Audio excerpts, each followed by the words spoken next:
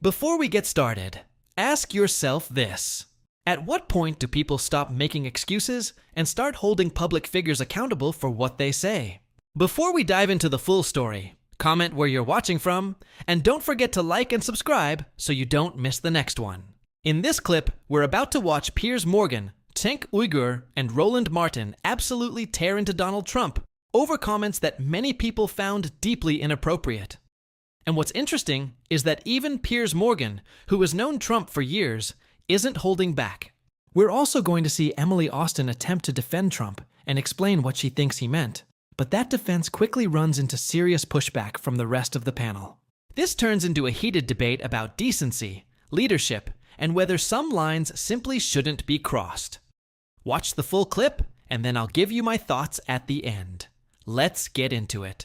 You know, it's just happened as we came on air. I just thought we've got to start with this because when you're the most powerful man in the world, listen, everyone knows I've known Trump a long time, but this is one of those times when many times he's been like this when big public figures have died. I remember it with John McCain. I remember it with Colin Powell.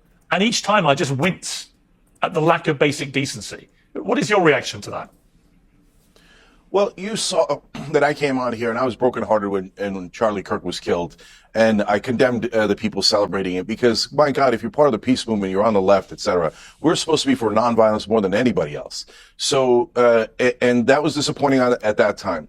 And then Donald Trump, among others, said it was the most outrageous thing they'd ever seen. For him to do it now to Rob Reiner, I mean, and for what? For what? I mean, did this guy advocate for some heinous thing? Not at all. And here's what I want people to understand about Rob Reiner. So he was obviously an enormous figure in Hollywood. He did some of the movies that we all love, like Stand By Me, When Harry Met Sally, etc., right?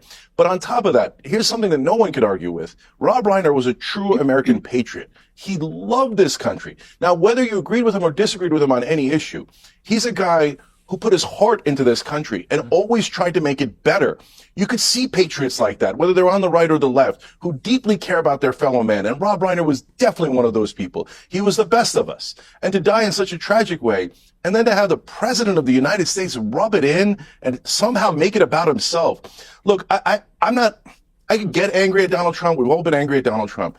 But if you're on the right, more than anything else, you should just be deeply disappointed. Is this what you wanted? Is this the ha-ha, you're dead kind of mentality that you wanted? It sounded like after Charlie died that you really, really didn't want that you thought it was a terrible thing to do. Well, that's the point. Yeah, look, that's the point, Gillian, that I would make, is it's going to be very interesting to me what people on the conservative right in America say by way of their reaction to what Donald Trump has said here.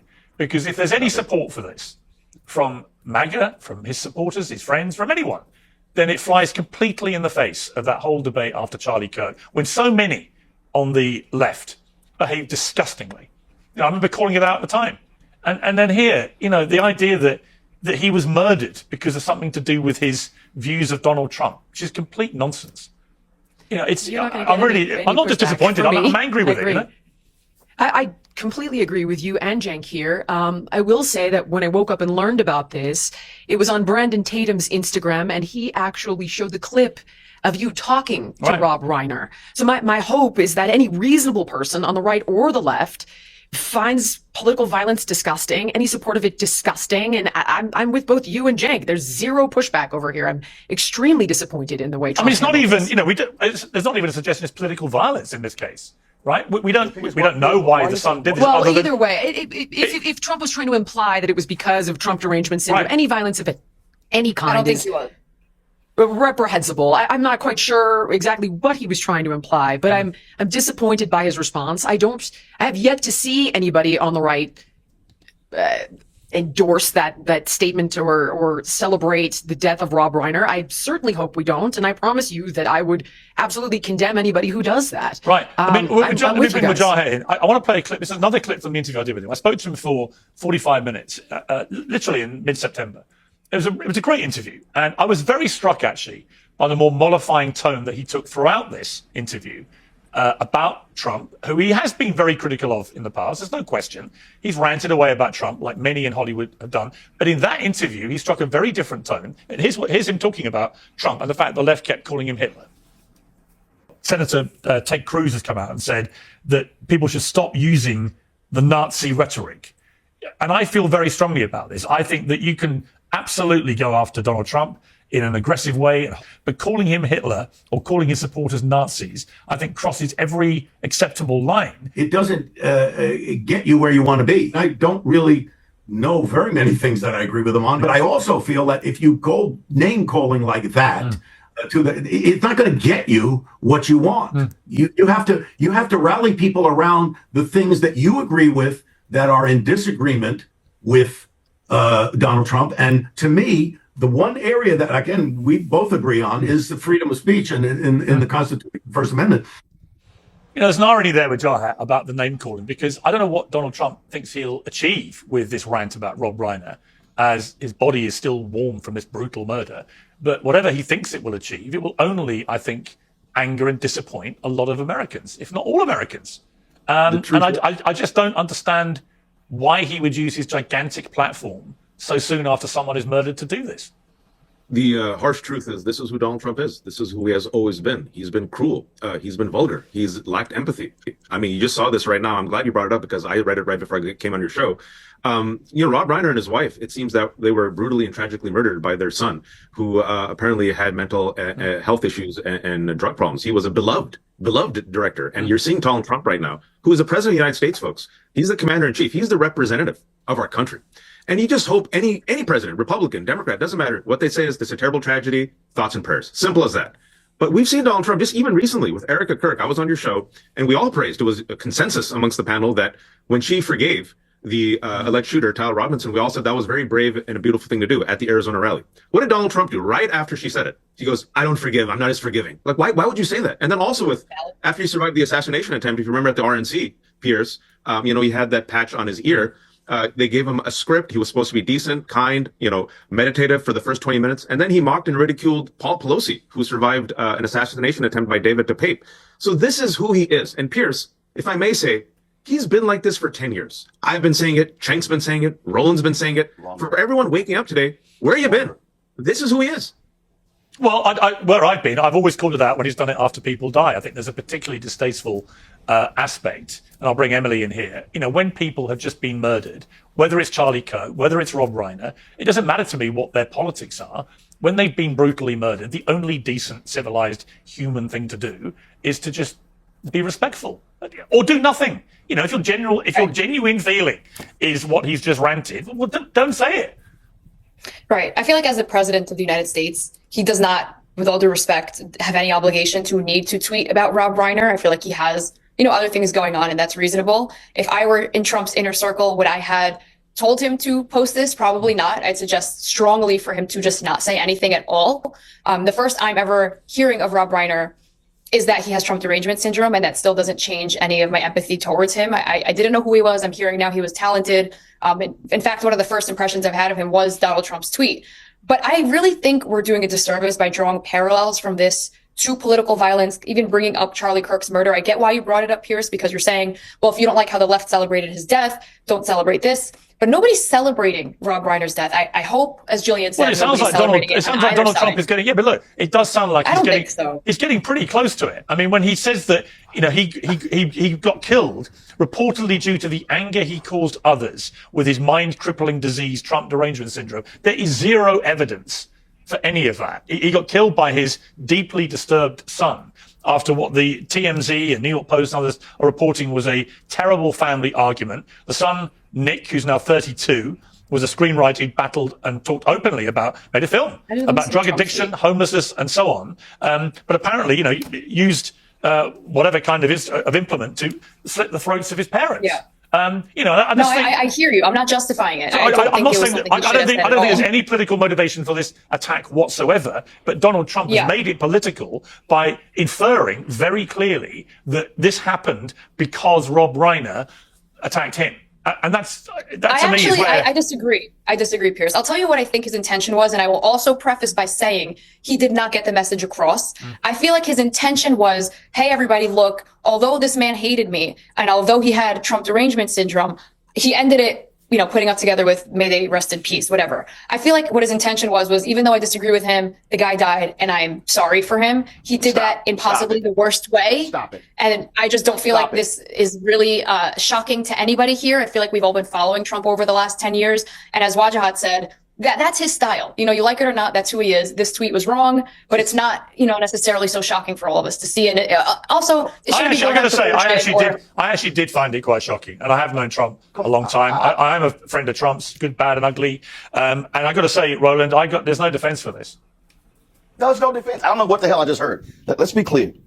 He has no morals, no values, no decency, no ethics, no principles. This is who he is. This is not a shock at all. He's a narcissist. He is someone who makes everything about him. And so this is who this man is. This is who he was, not in the last 10 years, Piers, but going back to when he was descending down those escalators. Going before that, the whole thing with Obama and the birther. This is who this man is. Well, he's always been a trash talker. So I'm not hang on a second. Look, he's always been a trash talker. Right, he's a New York real estate guy. He's a trash talker, and I would say, I'm going to come to that. In relation to general trash talk, my God, the left talk trash about him. Right, as I said in that clip, so all the Hitler stuff, the Nazi stuff, all that, you know, it's a two-way street. The trash talking. This is a particular thing, which angered me. It angered me when I saw his reaction to Colin Powell dying, to John McCain dying. You know, I just think there's just got to be on all sides. When public figures like this die, whether they're great politicians or they're great movie people, whatever it is, there just has to be a basic decency. If people get killed or murdered or whatever it is, or die after great lives and careers, just either be decent or don't say anything. Here's the deal. This is all sides is nonsense. First, listen, the regular average person who's out there on social media, that's one thing.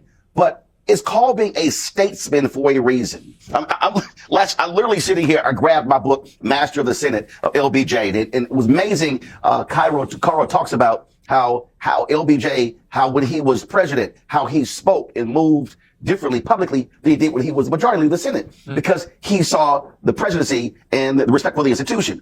This person has none. This is no shock. There's a reason I don't even call him president, because he does not rise to the occasion in that way. This is who he is. He will degrade people. He will say these things. I am not shocked by it because he is despicable in this way. Well, and there's no defense. There's no, I think he meant, he meant exactly what he wrote. Okay, look, I want to move on to... All right, so that was a long clip, but I felt it was important to play the entire thing because there was a lot happening in that discussion and a lot worth unpacking.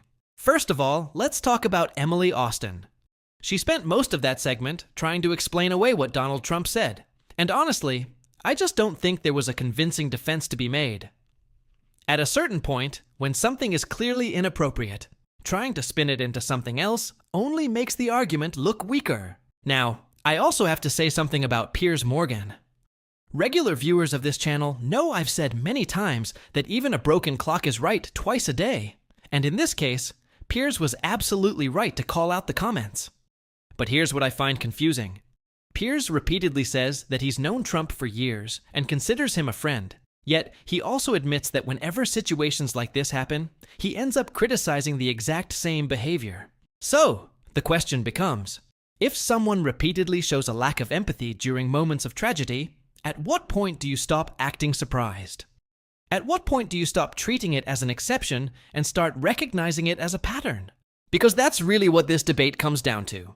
Throughout the entire discussion, Wajahat Ali and Roland Martin kept making the same point over and over again. This is not new. This is not shocking. This is not out of character. In their view, this is exactly who Donald Trump has always been. A politician who thrives on confrontation, controversy, and making every story revolve around himself. And whether people like hearing that or not, there's a reason even some conservatives and Republicans have criticized these comments. The issue isn't political ideology. The issue is basic judgment and basic decency. What I find especially interesting is the double standard that was highlighted during this discussion. We were told after Charlie Kirk's death that celebrating tragedy was unacceptable. We were told that people needed to show respect and humanity regardless of politics. Fair enough. That's a standard most reasonable people can agree with. But if that's the standard, then it should apply to everyone.